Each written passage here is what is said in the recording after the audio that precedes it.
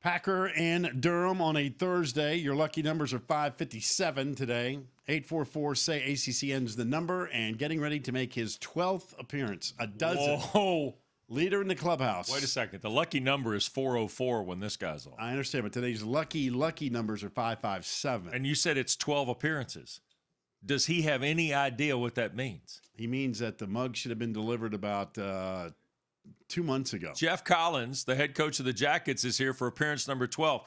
Packer has said that if you make 10 or more appearances, you get a limited edition Packer and Durham mug, and I know you don't have one because we don't have one for you yet. Okay. I'm looking forward to getting it.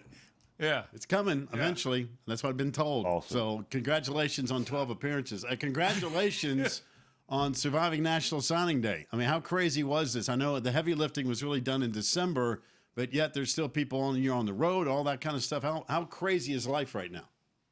Yeah, well, we hadn't been on the road, or me personally haven't been on the road recruiting in 2 years through all the COVID protocols. So it was just 8 to 10 schools a day, trying to see as many coaches, high school programs as I could, because I haven't been out on the road and see some of these places in 2 entire years. And, I've been shaving every day, Wes, and now that the contact period is over, we're in the dead period. I'm just going to let it go for a little bit until spring ball starts.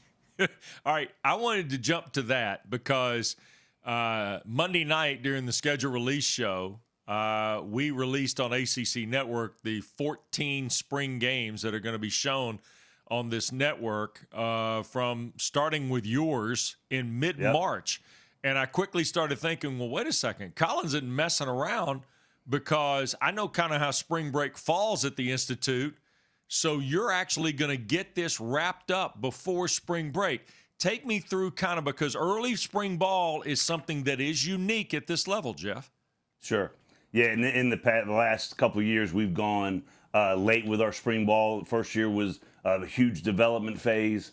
The second year was COVID, and then last year we were one of the latest schools to do spring ball. And just, after the season that we had, the new coaches that we brought in, the fresh faces, the fresh voices, the fresh ideas, wanted to get back on that field as soon as we could and get to work with our guys. I'm actually heading to a team run right when we're done with this show, but we just want to get back on the grass with the guys. Got 12 new guys here in January, and get the spring game done the Thursday before we go on spring break. And then, Wes, we've reserved 2 more practices for the week that we get back, just so we get another 20-hour work week, get another good set of things done with them, heading off into the summer and spring recruiting.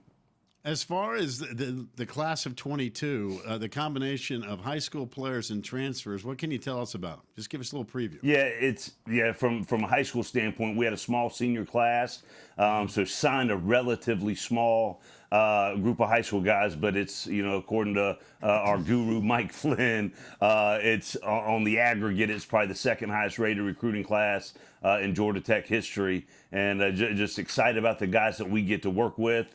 Got to know them, got to know their families, got to know their character, work ethic, all those things that they're looking forward to bringing to the Flats. And we got 12 new guys that got here in January. So just excited to work with them, and glad they're part of the program.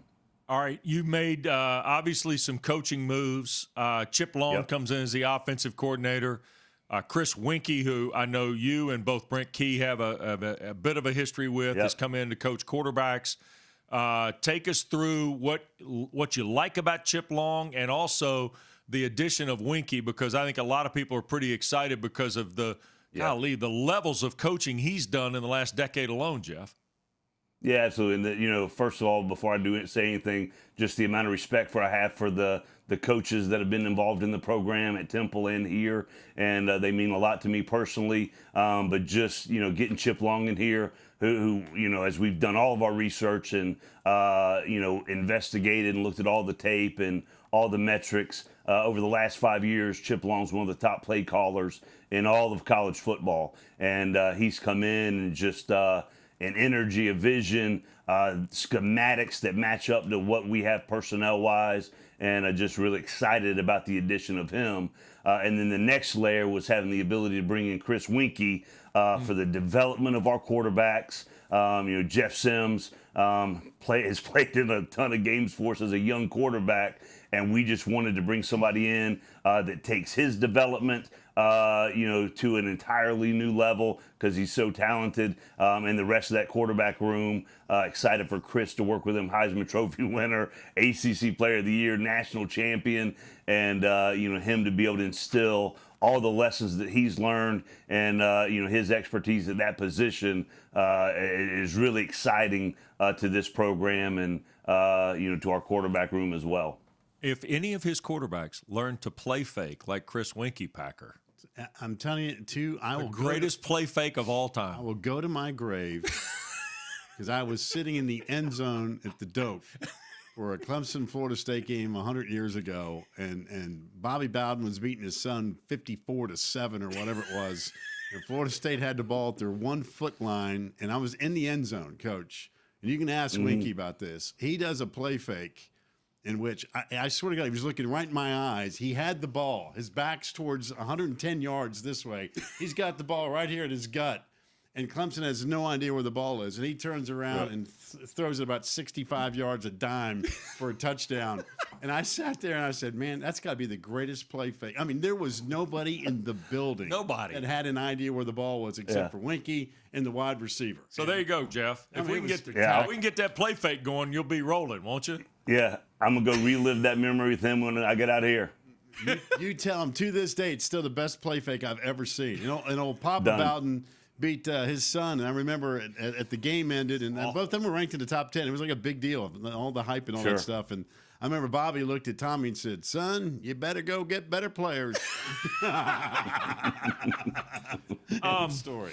If you had to kind of characterize where this is, and I know, you've talked a lot since the season ended about what you want this thing to be and what you've grown through. What are you most excited about this spring? Yeah, just getting back to work with the guys. The demeanor, the attitude, it's just a lot of work. It's not a lot of talk. And that's from the players, from the coaches, everybody. That's just the demeanor and the attitude that they have in the weight room, in the locker room, at the team runs. There's not a lot of hype. There's not a lot of, gassing things up. It's just, let's put the ball down and get to work. And, I think that's a good place to be for where we are in the program. And I'm excited to go out there and work with the guys in about 12 minutes. Coach, that's a hint that you need to move on here. So let's get right to the schedule. We had the release on Monday. Everybody gets excited. They start seeing who we're going to play, where we're going to play, what's the dates and so forth. You're not messing around. Jeez. Man, right out of the gate, man. Let's go. Clemson, Georgia Tech. Let's kick it off and see what's happening in the dome. It's going to be a blast. Yeah, absolutely. Really excited about it. You just look at the scheduling piece of this place. We have one of the best schedules in college football. We don't shy away from it. And then if you just look at the start of the schedule, 4 of the first 5 teams won over 9 games last year. I think they averaged 10 wins. And then you look at the back end of the schedule, 4 of the 5 last games are on the road. It is what it is. We're excited about it. Put the ball down, some great competition, great coaches, great players that we get to compete against at the highest level. And, all the focus is on ourselves through the spring. And, it is nice to have such a big-time opponent to start the season off with, to narrow the focus, knowing the challenge that lies ahead. So I'm just excited to get to work with the guys and have that vision and that focus ahead of us. All right, and I saw the Catamounts there in week 2. The old, make the contribution back to the program kind of deal for you, right? Is that the way that works out? To help the Catamounts out a little bit? Yeah. Yeah. And they've got a good team. So they won. I think they won 6 of their last 7. So as the head football coach at Georgia Tech, know what a challenge it is on a 5-day week. But as a proud alumnus, was proud of the way the Catamounts finished the season. Yeah. All right. I got this story now. I wasn't here the last time you visited, and you were asked about walk-up music, and you were worried about the GAs. When have you ever been worried about the GAs making fun of you? Yeah, I'm not. It's we got a lot of good things going on. I'll just say my daughters. If my daughter had to pick for me, she'd go with the White Stripes 7 Nation Army. That would be her go-to. We got to listen to that thing about 8 times a day. So her 5.5-year-old self loves some White Stripes 7 Nation Army. Well, I got news for you, Coach. Since you won't make the commitment, next time you're on for White Appearance Stripes, 7 13, Nation that Army. is going to be played it. as you're walking. That's it. Gotcha. There you In go. honor of the family. Is that good? Can we go with that? Appreciate that. And one more thing. One more thing. Here's a good thing about having a little stubble. You know, if anything, any kind of crumb falls off there at Waffle House, that's for later in the Yeah. day, my man. That's for later in the day. No doubt. Flavor saver. That's Hey, a flavor saver. I know you got to be gunned up too about the All ACC academic stuff at your place. Yeah. That's a huge hit. That's a huge lick, right? Yeah, so Phyllis LeBall, you know him, Chris Breen, Brandon Potterbaum. They do a great job with the academic support of our guys. And then also you add to the fact that we've got some great young men in the locker room that are really good players, but take their academics and their life after football very seriously. And those kind of honors really show that. So they're just really, really proud of them. All right. Go to the team run. Good to see you. Be well, okay? Thanks, yeah. Appreciate it, guys.